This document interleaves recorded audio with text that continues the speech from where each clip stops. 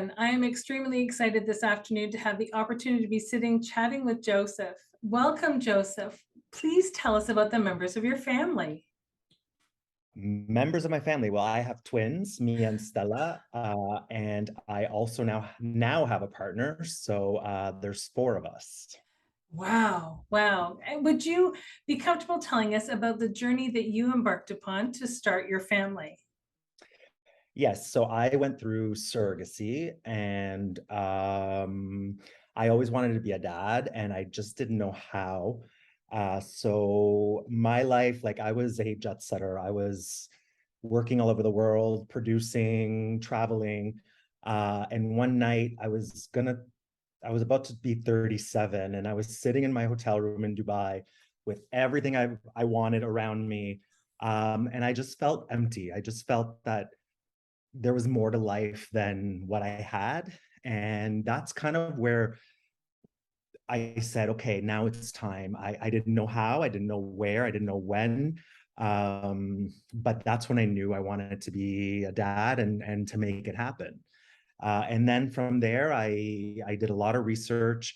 I was looking into adoption. Um, at the time, again, living in the Middle East, there was a lot of children in Syria that, there's so many children that need a loving family. But I quickly realized that as a gay single male, it's close to impossible. Mhm. Already extremely difficult for a husband and wife to adopt. So quickly I realized that wasn't a way I could have done it. So then I looked into surrogacy, and 4 years later, yeah, it was. I'll go into the surrogacy and all my kind of hiccups and all that. But yeah, I found an agency in India. And then when I was ready to do it, India had just passed a law that one of the intended parents had to be Indian. So that was a no-go. But then the agency had opened up other agencies in other parts of the world, and Kenya being one of them. And they were advertising same-sex couples or single male that they could have done this process, which wasn't the case, but we'll get to that. Oh, um, anyway, so I started. That's how I started. My girls were born in Kenya, and and yeah, that's kind of how I started. wow. And it's a huge journey to go on. And as you say, it's then making the decisions of how to make it happen. You've got part of the process, but you don't have the whole process available to you. So what can you do? Um, what did you use an egg donor? Did you find someone that you knew? How did Yes. you go about that So process? no, so basically the agency sent me, it's kind of like a sperm bank for women, but for men, they sent me a catalog of women that I saw what they looked like, I saw their education, I saw their health, kind of everything, a rundown of who they are.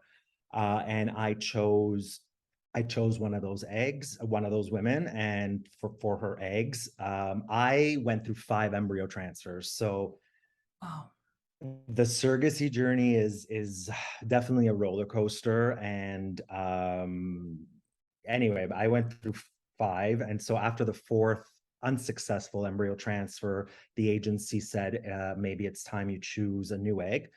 And so that's what I did. And then I got twins. So yeah, so I chose the egg. I went down to Kenya on my 37th birthday to deposit. And yeah. wow. And so were you able to be in close contact with the surrogate through the process, or were you kind of kept separate?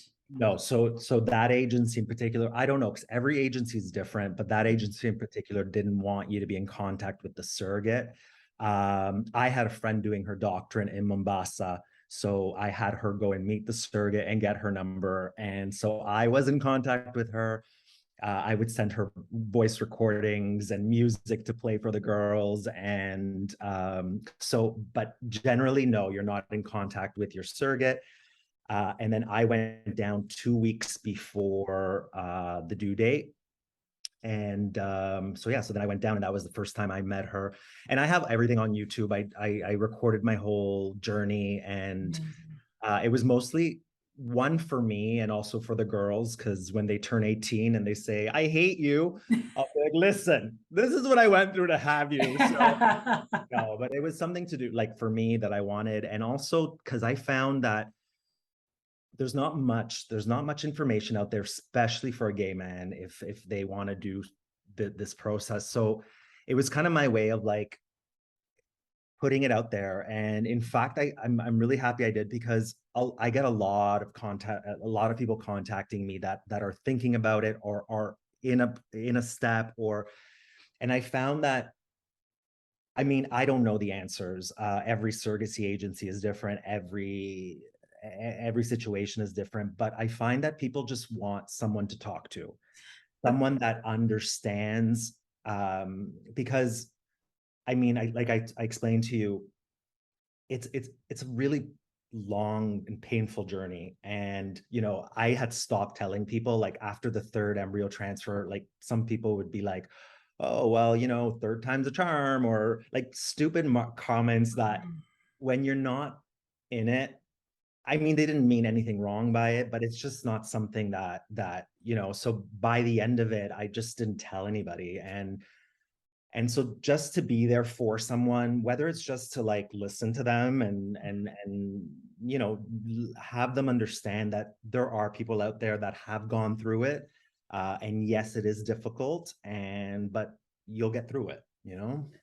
Absolutely, absolutely. I spoke with another couple through this process as I'm recording for the show, who live in a country where surrogacy and adoption for gay men is still illegal. So it isn't even an option in their own country. They have to investigate elsewhere. Yeah, well, that's the same as in Italy. So we'll get into the problems I had in Kenya, but yeah, basically I couldn't even get their Italian passport because it's illegal in Italy. Or even when I was looking for an egg, I wanted dark features, and I wanted either Italian or Arabic looking, or that Mhm. look is what I wanted. And in all those countries, it's illegal. So Right. there was no eggs from those countries, because it's not legal. No, Not even for a gay man or a gay woman, just in or general. just in general, it's illegal. So Mhm. yeah. Yeah. And that's heartbreaking because it isn't just the gay community that meets obstacles when conceiving family members, right? I It's quickly learned that, yeah, there's, especially like, for example, in the Middle East, there's an infertility clinic at every corner, because after the Kuwait War, a lot of women have difficulty conceiving, so I mean, it's a lot more, and it's such a taboo, especially, and I could understand for a woman who is married and wants to have a baby, and she can't have a baby, or she needs help having a baby. So I understand that, it's difficult for her to speak about it, but it's so common. It's Mhm. crazy to Oh, know like how many people need help when mhm, mhm. wanting to have a child. Yeah, absolutely, absolutely. We all know that in our community, having a baby is something that is always done intentionally. It doesn't happen by happenstance. It's something that's planned out methodically and researched, as you've explained. But it's also never free, or almost never free, unless you get really lucky with a good friend, perhaps. But are you willing to explain to us just a little bit about what kinds of costs you had to incur in order to be able to be a family? Yeah, so I spent in total, probably with travel and hotels and everything, about 100,000 US, which is a lot cheaper than doing it in places like Canada or US. Mhm, My agency, I was lucky enough, like I didn't have to pay for each embryo transfer. A lot of agencies, mhm, especially in North America, you have a package that starts, whatever it is, and then each, if it's not successful, you're paying again and again and again and again until so in total, uh, oh God, how much was it now? Probably about, like, just for the surrogacy, about 60,000, what I paid. And this is an Indian company and in Kenya. So So each bit part takes its piece of that. And yeah, wow. It's not, and someone was saying to me that especially when it comes to surrogacy, you sort of, and in general, in just trying to grow a family, you take the amount that you've been quoted and bank for, and then add 50% because there's likely going to be other costs that come up that you weren't even anticipating because nobody anticipates them. yeah, Does that sound right? yes, yeah, yeah, because it's, then I mean I paid that, then it ended up being twins, so there's more of a cost. Then, like what I was saying before, Mombasa is a very Islamic country.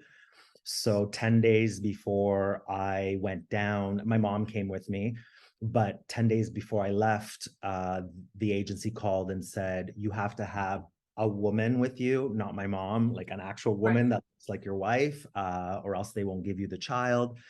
So if you didn't have someone come with you, it would have been $10,000 to have them find someone to to bring. Yeah, there is a lot. Like you just don't know. Like then if you want to do genetic testing, it's more money. If you want to do this, it's more like it's like a la carte type thing, which is so weird to say, but Yeah. But it's a business, right? And that's at the exactly. end of the day, that's how how you have to almost look at it in a case like that because of the costs and things associated. Are there any words of caution that you would share with members of the 2S LGBTQIA plus community who are embarking upon a journey similar to that which you chose? Um, well, just really know what the laws are in the country you're in. For example, once the girls were born, besides all the like Kenyan problems I had problems coming back into Canada. So I was born in Italy to a Canadian mom, so it made me, I'm a Canadian citizen, but it makes me second generation Canadian, which my kids do not get automatic citizenship. So we were stuck in Kenya.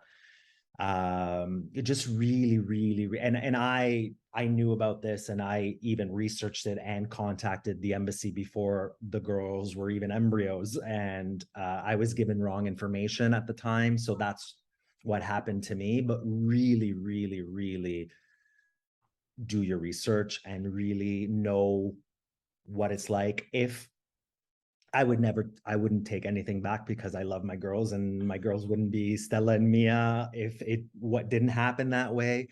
Uh, but just the toll it took on me having two newborns in a third world country with Mhm. no running water, trying to deal with their legal sides, trying to it's just it's a lot. So just know when you're going into it, use a reputable agency.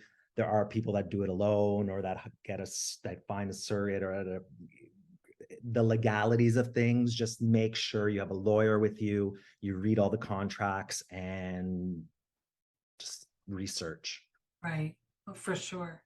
Now, you said that you are also Italian ancestry as well. I have a So citizenship. so do So you basically, when we were in Kenya, I did all the paperwork. Once the girls were born, we flew to Nairobi because the Canadian embassy was in Nairobi, got all the DNA tests, and there's a whole bunch of paperwork you got to do. I filled it all out. Everything was fine. Everything was great. Then we went back to Mombasa. Then 2 days before we were leaving for Toronto, our flight to Toronto, still no one was getting back to me. No one was answering the Canadian embassy. So my mom's like, let's just pack up and go to Nairobi. And so we did that, and we got to the Canadian embassy, and someone came out and said, we're sorry, but your girls cannot get their passports. and you're going to have to sponsor your girls, which would take anywhere between 8 to 12 months. Oh my God. And so you have to stay in the country, or you can go back to Canada, but the babies have to stay in the country.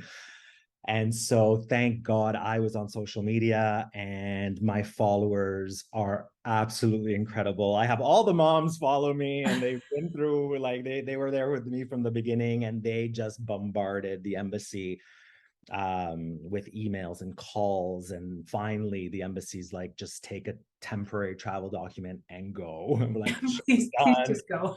And that was the thing. So I was also Italian. So I called the Italian embassy. I'm like, okay, I need to get a passport. So I called the Italian embassy. I'm like, I had my girls here in Kenya. Can you please? They're like, oh yeah, no problem. Just come in, bring the mom and the baby.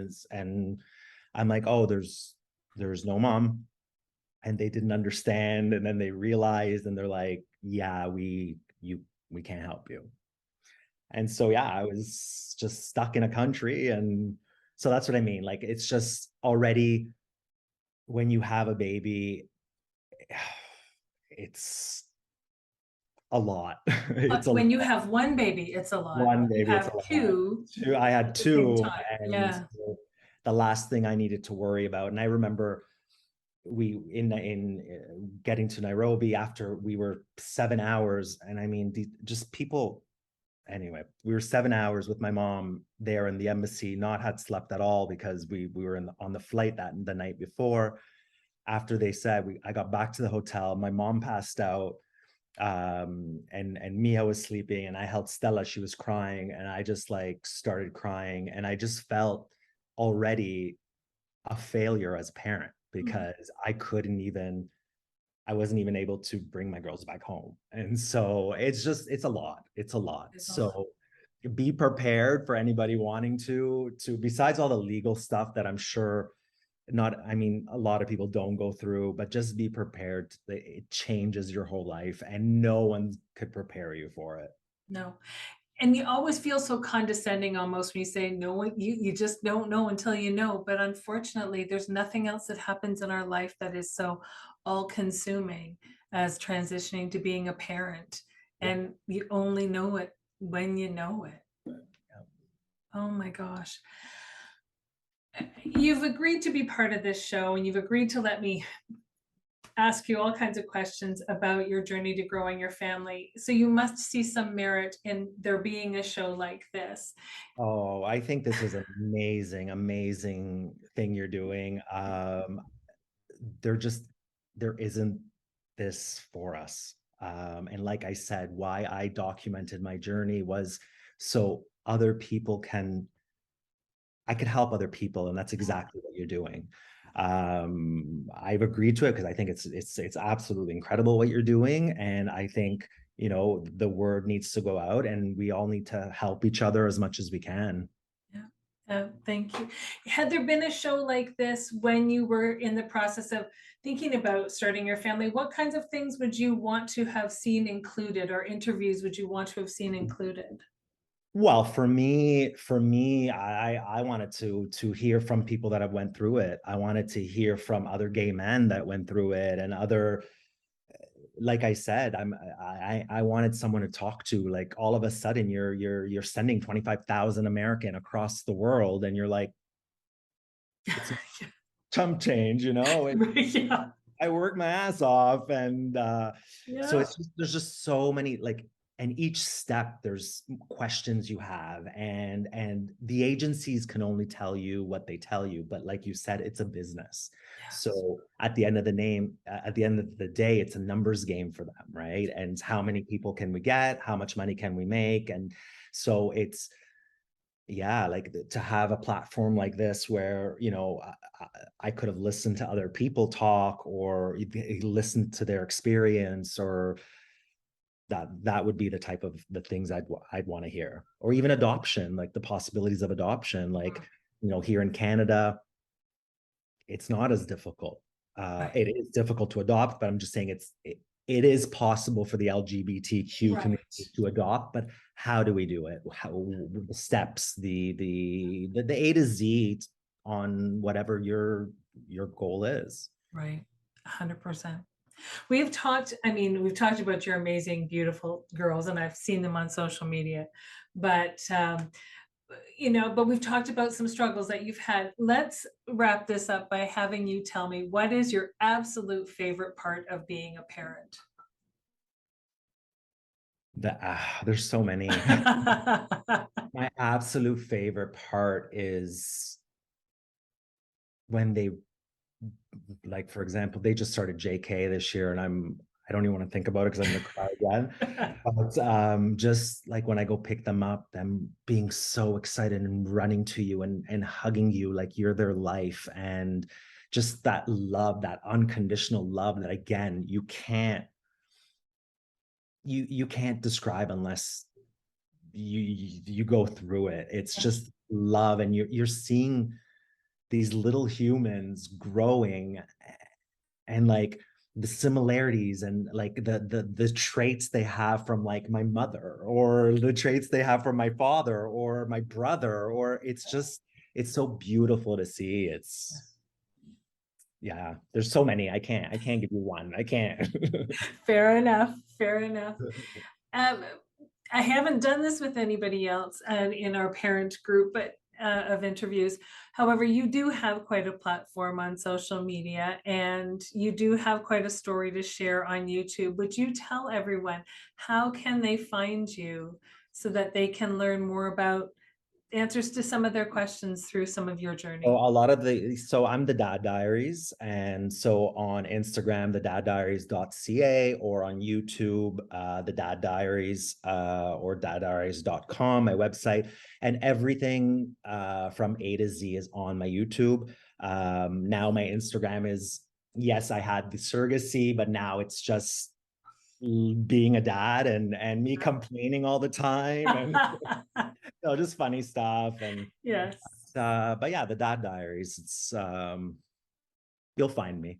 Absolutely. Fabulous. I am so grateful that you took the time to chat with us today. Thank you so much, Joseph.